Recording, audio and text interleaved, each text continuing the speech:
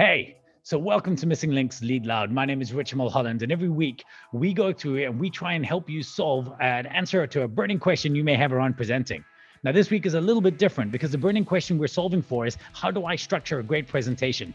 Now, that's a meaty question. There's a lot of detail to go into. So we're going to be having 5 videos for you. The first, this one, is I'm going to explain to you the basis of the structure, and then I'm going to go into detail of each of the 4 steps to really give you a deep dive and as much information as you would need to give a presentation that will move an audience, because that's what we're trying to do here.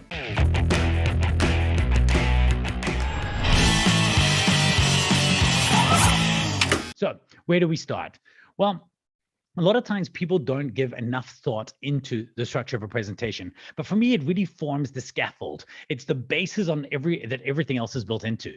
And it's so often people, when I speak to presenters, they're like, "Oh, I don't need to worry about this stuff. I've presented so many times. I've typed thousands of times, and I'm still, a hunt and peck typist. My typing isn't great." And that's the same with presenting. And the reason is because we don't have that structure. And without that structure, all that happens is people show up and they throw up. They're just blah, blah, blah, blah, blah. And they give information. And they sometimes give that information in an eloquent way. It's beautiful and the audience enjoys hearing it and it's fantastic. But does it move them? Possibly not. And so we want to give you the best chance of success.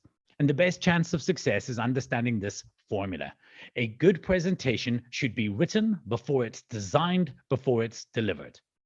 Your ovation will be earned in the preparation, not just the presentation.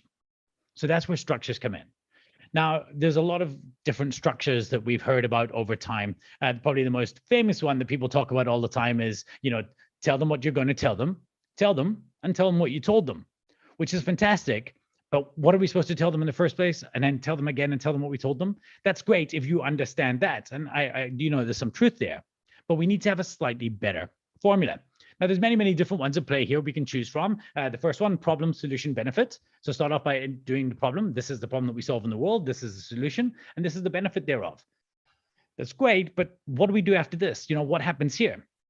Now, a change on that one is opportunity, solution, and benefit.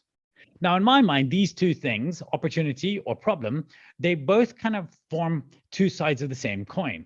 So when we talk about a presentation, we talk about the 4 elements being the hero, the dragon, the weapon, and the action.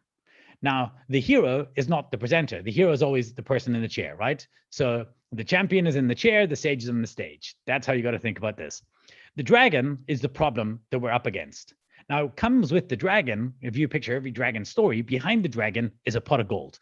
And that pot of gold is the opportunity. So I believe that we should always be showing the problem, but also telling the opportunity that exists. So opportunity, solution, benefit. But again, what next? What happens after this? So we're on the right track by getting this problem and this opportunity up front by explaining to them what the solution is and the benefit, but I don't think we finished our work here. So there's another one, and I really like this one. I think it's kind of nice, but it suffers the same problem that we got in the beginning with tell them what you're going to tell them, and tell them what you told them. So what are we talking about today? So what? Why should I care? What's going on? Now what? What do we do?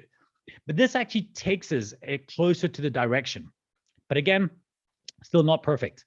Now, all of these are somewhat based on, and they derive from, Aristotle's great logos, pathos, and ethos. And it's basically the information we have, the feeling that people have in there, the trust they have for you. And these building blocks are great, but this by itself isn't the structure. And for me, it's actually missing Argos, which would be action as well. So in the last 24 years that I've owned a presentation company, and in the last 18 years that I've been a speaker, I've been struggling to try and create a format that I felt would work every time.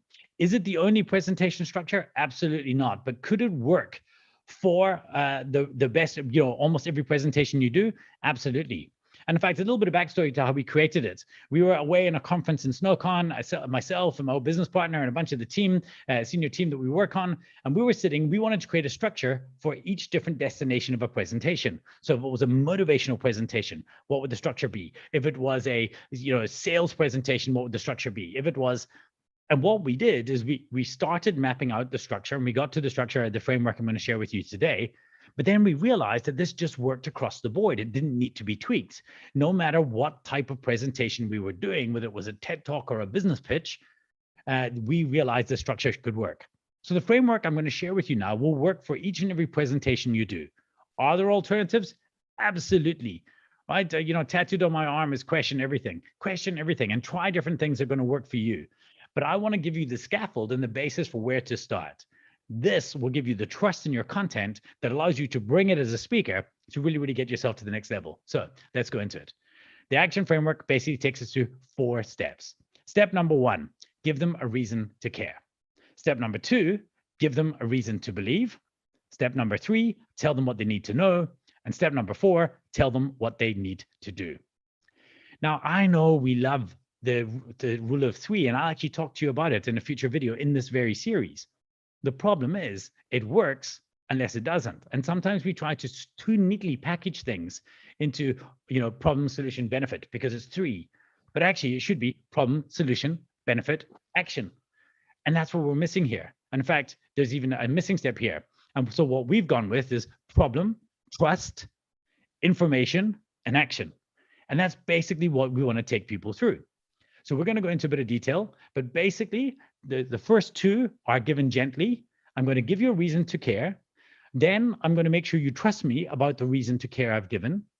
Now I've earned your authority. Now I'm going to tell you what you need to do. Now I'm being a bit more impactful. Here's what you need to do. And then need to know, sorry. And then finally, here's what you need to do. So there's a change. It's gentle at the beginning, and then a bit more force in your messaging as you build up towards your peroration in the end. So that's it. That's a framework. Stick with us. We're going to go through each of these in more detail in this series. Either stop now, take a break, or hit right the way through, and let's go into it.